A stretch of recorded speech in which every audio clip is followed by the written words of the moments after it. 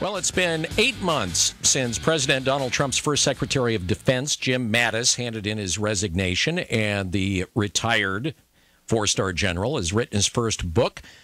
It's called Call Sign Chaos, Learning to Lead.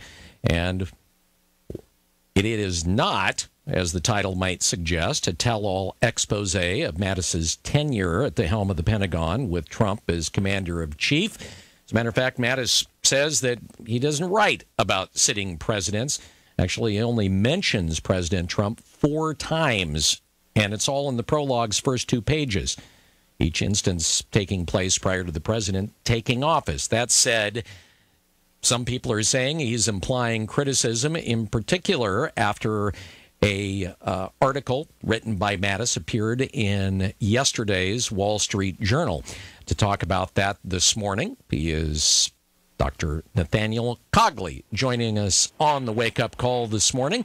Hey, we appreciate you joining us. Good morning, Rob and Bill. Thanks for having me back. It is our pleasure. Tell us a little bit about what you do. Oh, I'm an assistant professor of political science, and I'm also head of the department here at Tarleton State University. It's got a beautiful campus here in Stephenville, Texas. Originally from California, but I'm having fun living out here in Texas. All right. So I read the Wall Street Journal article a couple of times that was written by Jim Mattis. And it even goes so far as to say that this is kind of a condensation, if you will, of Mattis's book, almost like an overview. And a lot of the book really is just about. It's almost like he has written a book for leaders, business leaders, etc., and his experience in leadership. Have you had a chance to look at the book yet? Well, the book, no. I think it's coming out on September 3rd. I certainly read the op-ed in the Wall Street Journal yesterday, though. Okay. So it is being, at least, publicized as being just a big side swipe at the Trump administration, although in a lot of ways it's more of a side swipe, really, at just the fractured nature right now of our political system, at least the way that I read it. Well, he does say in there, when my concrete solutions and strategic advice, especially keeping faith with our allies, no longer resonated, it was time to resign. So he does, revisit his decision to resign and what he thinks was the wrong in the administration, and he kind of has this self-righteous tone about it.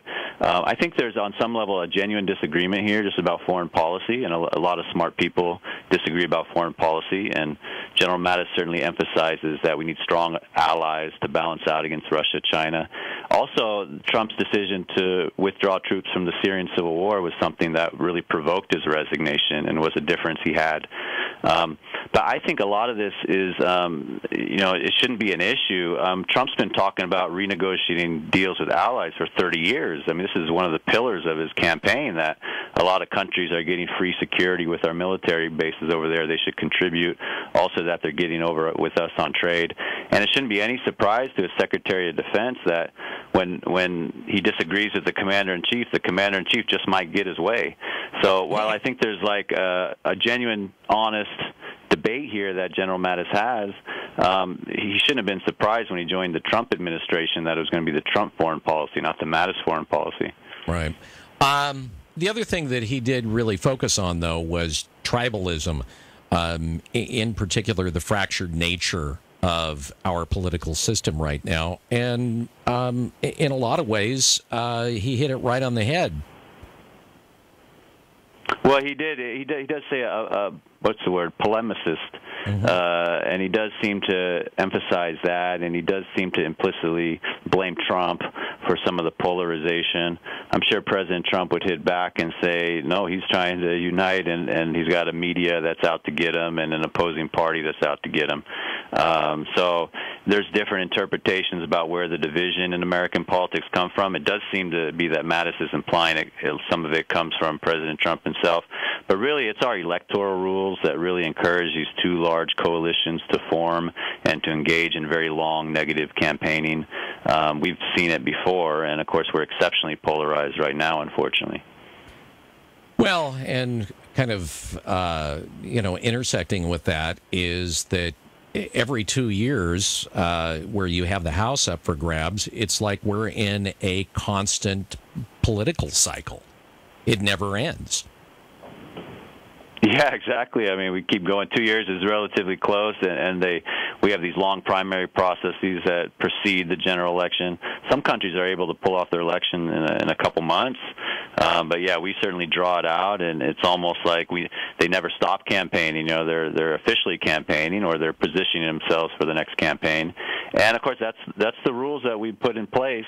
And what's interesting is we're now starting to get some states trying out different rules. So like California has that 2-round majoritarian system, sometimes called the jungle primary. I think Louisiana's doing that too. And Maine just did this kind of automatic where you get to vote for your first and second choice, and the computer will automatically tabulate. So we're starting to get some states emerging with new electoral systems that should encourage more differing views and the possibility of more flexible coalitions being built. But America's got its system for over 200 years, and it's almost ingrained right now. All right. Just real briefly here, any surprises on the news that has been announced about who's going to make it into the next Democratic debate and who isn't? Yeah, well, I think they're making some mistakes. I mean, they kind of put the rules out there, so now it used to be you had to have 1% polls or 65,000 donors. Now they doubled it and said you need both. So you need 2% in the polls and 130,000 donors. And I understand they're trying to whittle the field. It's just at this point where no state has gone through their process, I don't even mind the big field. I don't mind the 2 debates. And I've been saying that I think their best matchup is Governor Steve Bullock out of Montana. And it's almost funny that he's going to be cut out of the 3rd round of debates, where he's actually a good matchup with the path through Iowa. They may be hurting themselves. I wonder if the Bullock campaign can kind of spin it, the establishment is against me or something like that. But I don't know that it's in their advantage to cut out people before we even get into this process. I'd want to see them continue to have these more robust debates. I'm actually, if you don't mind, I'm starting to think that the likelihood of a brokered convention is increasing the more that we get in here, because if it just comes down to a centrist between a left-wing candidate, someone will get a majority. But it appears to me that the left is divided between very passionate Bernie supporters and an Elizabeth Warren campaign that has some good momentum. So the left is split. Joe Biden's leading the centrists, but he does not inspire confidence the way, he's having all these campaign issues, and so there'll be challenge from the centrists. And the way the Democrats have their rules in their primary process, it's not winner-take-all. There's no state that's winner-take-all. They're going to divide the delegates amongst people first, second, third, fourth, fifth, et cetera. And so there's just going to be a multitude of candidates picking up delegates. And we haven't had a brokered convention since 1952, but that would certainly be fun and make it even more unpredictable, because the convention can end up nominating anyone, not even those that are running. What do you think? So when you say that you think there's more of a likelihood of that, give us the over-under. Well, I mean, these have been predicted before, and then somehow it sorts out as a candidate gets momentum. I'm trying to it could be Warren, it could be Harris. I got Bullock as a long shot if you'll give me some great odds on it, like we talked last time. But I'm starting to think that, boy, if they're going to cut Bullock out of the debates, that's going to make it harder for him. If Harris is going to misstep and not be able to defend her record as Attorney General when Tulsi Gabbard raises it, that's going to hurt her campaign. If Biden keeps making these gaffes, that hurts his campaign. When the voters realize Warren's not going to beat Trump, I mean, it's having trouble. You guys, that's a very clear question. Who do you think's going to win? It's like, well, gosh, this is hard, I mean, this is going to go many ways. So right now I'm guessing we got like a 50% chance at a brokered convention, but I'm just talking off the top of my head with that number. Okay. Hey, always a pleasure to have you on. Thanks, guys. I really appreciate it. All right. You take care. Nathaniel Cogley. He is with the Department of Government at Tarleton State University, joining us on the Wake Up Call for a little political chat.